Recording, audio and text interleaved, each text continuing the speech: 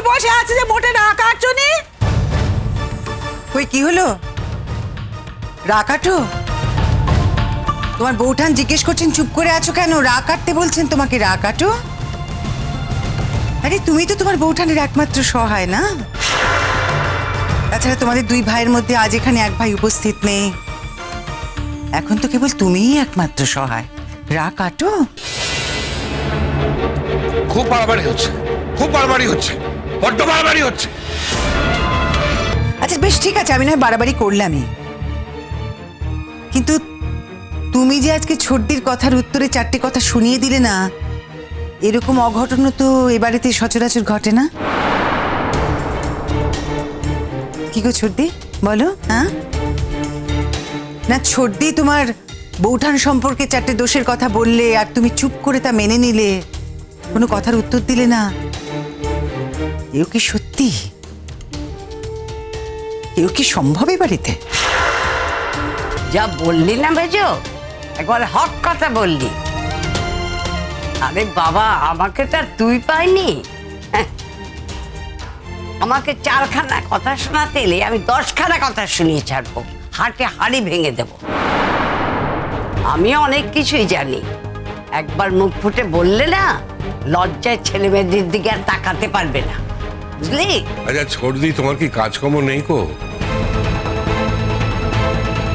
দেখতো ছেলেটা অফিস যাচ্ছে, তারপর অফিস থেকে ট্যুর পড়েছে, অন্যত্র যেতে হবে, এত কিছু জানার পরও তোমার এইসব কথা কইতে ইচ্ছে করছে? কথা কি আর সাদে কইলো? একটা মেয়েকে তো বাড়ি ছাড়া করলি।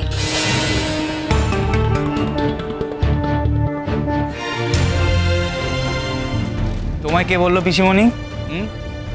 তুমি দেখো, আমি নিজে গিয়ে ইমনকে এই বাড়িতে নিয়ে আসবো। সে আমাকে দাদাভাই যতই বকুক না কেন, ইমনকে ছাড়া সত্যি বাড়িটা ভালো লাগছে না, তাই না?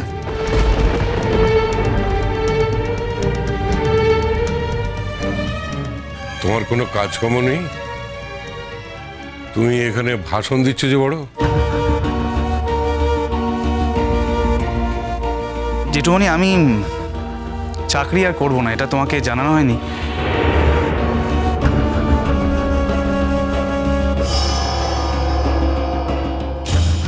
কি বললে? আমি বললাম যে চাকরি আমি আর করবো না।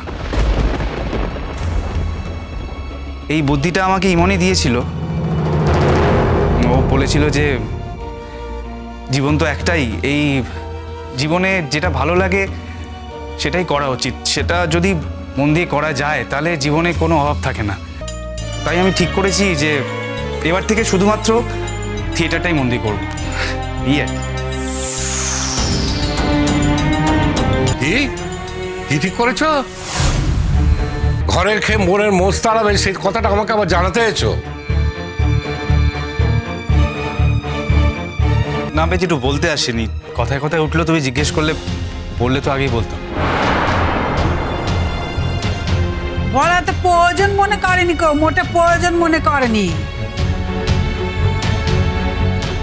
সেটা বলতে পারো জেঠি, মানে আমি আমার জীবন নিয়ে ঠিক কি করব, আমার জীবনের সিদ্ধান্ত কি হবে, সেটা তো আমি বোধহয় সবাইকে জানাতে বাধ্য নই।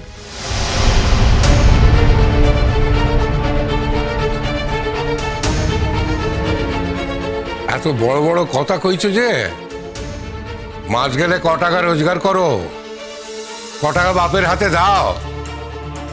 টাকা দিয়ে কি আর সবকিছু বিচার হয় মেয়ে জেঠু?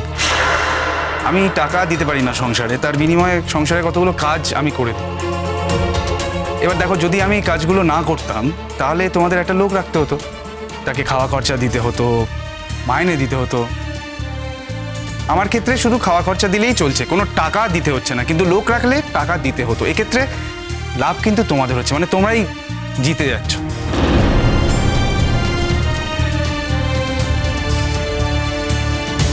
টুবলু, বড়দের মুখে মুখে কথা বললেই কিন্তু বড় হওয়া যায় না। দেখো, তুমি কি করবে সেটা তো তোমার ডিসিশন, তোমার ব্যাপার। তুমি কার কাছ থেকে ইন্সপিরেশন পেয়েছো সেটাও এন্টায়ারলি তোমার ব্যাপার। এখানে তো কেউ সে কথা জানতে চায়নি। দেখো, তুমি কি করবে সেটা তুমি করতেই পারো, কিন্তু বড়দের মুখে মুখে এরম ভাবে কথা বলাটা কিন্তু কোনো কাজের কথা নয় ভাই। আর আমার সামনে যদি কেউ এরম ভাবে বড়দের সঙ্গে কথা বলে, তাহলে আমার পক্ষে চুপ করে থাকাটা কিন্তু অসম্ভব হয়ে যাবে, আমি মেনে নিতে পারবো না। বড় বলতে তুমি ঠিক কাদেরকে মিন করছো রূপকথা দি?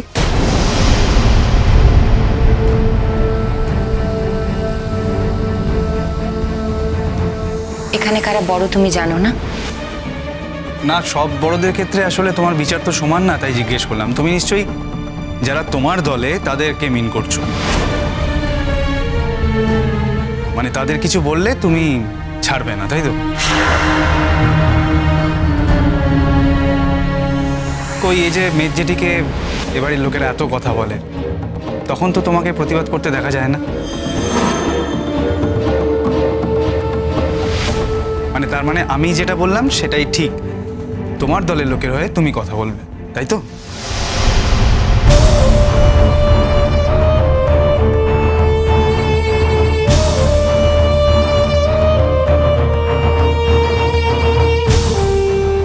ব্যাস, অনেক হয়েছে। টুকলু, আমি ভুল করেছিলাম। আমি ভেবেছিলাম তুমি আমার ছোট ভাইয়ের মতো এবং হয়তো এই কথাগুলো আমি তোমাকে বলতে পারি, কিন্তু এখন আমি ভেবে দেখেছি যে আমি সব কথা তোমায় বলতে পারি না। তাই তোমাকে কোনো কথা বলার আগে আমি 10 বার ভেবে দেখবো ভাই। আলবাত রূপকথা দি, দেখো কথা বললে তো ভেবেচিন্তেই বলা উচিত, সে তুমি যার সাথেই বলো না কেন।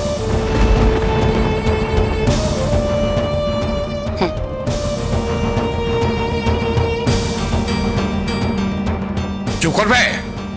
তখন থেকে আমাদের সামনে দাঁড়িয়ে চাটাক চাটাক করে কথা কইছো যে বড়। নায়ক হয়ে গেছে, খুব নায়ক হয়ে গেছে সে। এসব তো তার শিক্ষের ফল না?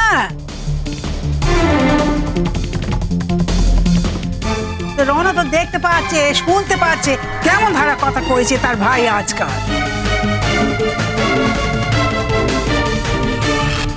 তবু এবারের কোনো কোনো ছেলে এমন কথা বলল। এবারে সুখের দৃশ্য রে, বড় আনন্দের দৃশ্য, তাই না বলবো?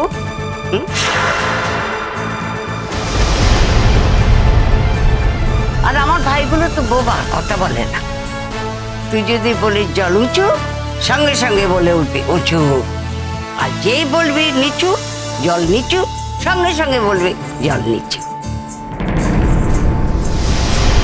এই ওদের কথা, খালি তোকে সায় দিয়ে যাবে। তবে আজ যা দৃশ্য দেখলাম সত্যি অন্যরকম, সুখের দৃশ্য, আনন্দের দৃশ্য।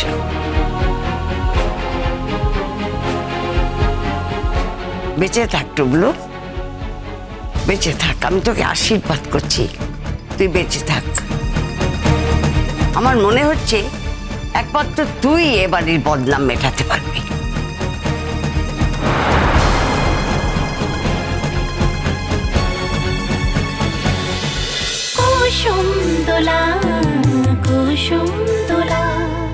স্টার জলসার প্রিয় শো দেখার জন্য সাবস্ক্রাইব করুন আমাদের ইউটিউব চ্যানেলে এবং আপডেটেড থাকার জন্য প্রেস করুন বেল আইকন। চলো চলো চলো চলো পাল্টাই।